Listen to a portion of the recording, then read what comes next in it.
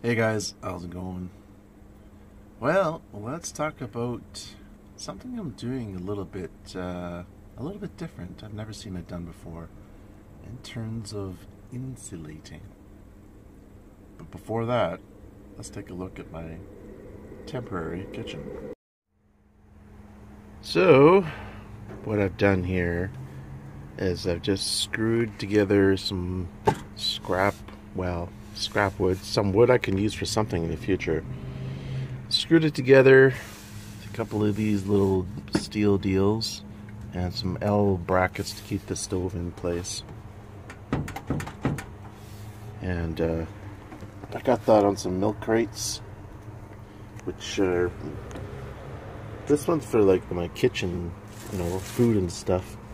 This one underneath has just got my saw and it's pretty empty. I'm gonna fill these two bottom ones with some tools and stuff and hopefully get rid of this gray monstrosity under here, which is, where is it? Right there. Now, if you're concerned at all about how well this is built, well, you have every right to be concerned, but I can assure you, this thing is rock solid. I mean, look at that. It's just like, if you poured concrete, it couldn't be any more stable than this. This ain't moving a single centimeter. If I get an accident, I guess it's gonna spill everywhere. But I did bolt it to the floor somewhat. There's an L bracket down there somewhere. I don't know if I can see it. You can see it too much. It's hidden under the cardboard. Anyway, this is just temporary. And initial idea was to have this kitchen thing here temporary because I need I want to put my heater in as soon as I can. So initially I was going to build this wall and insulate it first and then put my Wave 3 heater like right here somewhere. But now I'm thinking of maybe going with the Propex, and if I go with the Propex, I think I'm going to put it on the bottom. This is going to be a big, huge, like, tower of storage and stuff. So maybe I'll put it on the bottom, and then that way I can have the tank right here and have easy access to fill the tank when I need to.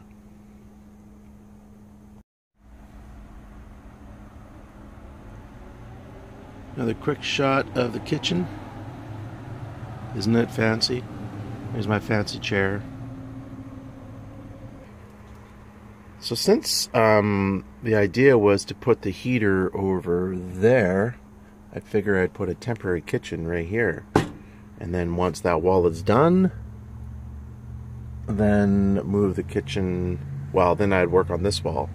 But the heater is important because in a couple months it's going to get cold, and how long this stuff takes. I wanted to have something in place first before it gets cold. However, now that I'm thinking about the Propex, I might move the kitchen to the other side over there in the corner, I guess. Over there with all that mess. And that way have this wall free. So after the ceiling is finished, then I gotta decide what to do next. And maybe I'll work on this wall. This is gonna be a big part though, because this is where all the storage is gonna go and everything's gotta be insulated. And oh my goodness, it's like a huge undertaking. That's why I was kind of leaving it to last, but I don't know. Maybe I should do, I don't know what I should do first. What do you guys think? Should I finish this wall with the whole thing, with the storage and all that jazz? Or should I work on this wall first? Let me know what you think in the comment section below. Okay, on to the installation. So, what I've done here is I have these metal strips like that. I got like 6 of them, I think, all along the top, and they're screwed into the ceiling beam, the Van Rib ceiling beam. And then I have this 2 pieces of 1/2-inch plywood to equal 1 inch, because I'm going to put another piece of polyiso there. So if you can see this, it'll fit perfectly across. And so what that's going to do is there'll be no metal exposed. And you know, there's a bit of a situation here. It's not too pretty, but it's gonna be all covered, so that's my idea. That way thermal bridging won't be an issue. And this is the side that's already finished, more or less. I still have to like push this in a bit so I can, you know, have it all ticky-poo at the end. Anyway, that's what it's gonna look like when I have the piece in here. It's gonna go right across, where's my finger? From there to there, and that'll be another inch for a total of R12 in my ceiling. And as you can tell, well, maybe you can't tell, the van's roof rib is right here, and it's underneath. So the whole idea is to prevent condensation. That's the idea. And of course to retain some warmth as well. So once these strips of plywood are in place, I got three of them to put in. Then I'm going to put the thinner tongue and groove, just like the wall over here. It's going to be the same as that, except that's 3/4 inch. The new stuff that's going on the ceiling is going to be 5/16. It's going to go like along lengthwise like this. And I still need to add another 1/2 inch of plywood to this garnish to make it a little bit thicker as it's required to be. So slowly but surely. Well, there you go, guys. It's later in the evening, and I got that whole piece done. The strip at the top kind of fit together like a big, huge jigsaw piece.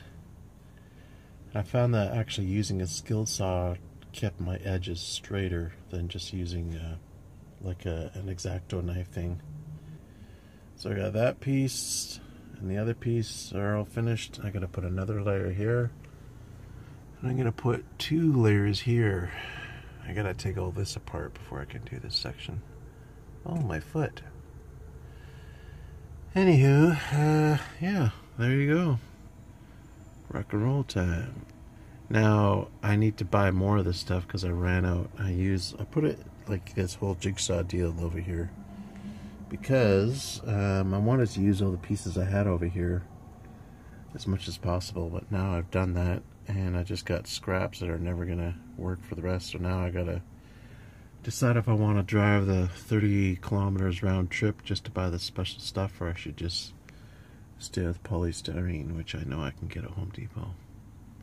Decisions. Thanks for watching, guys. Take care. Have a good night.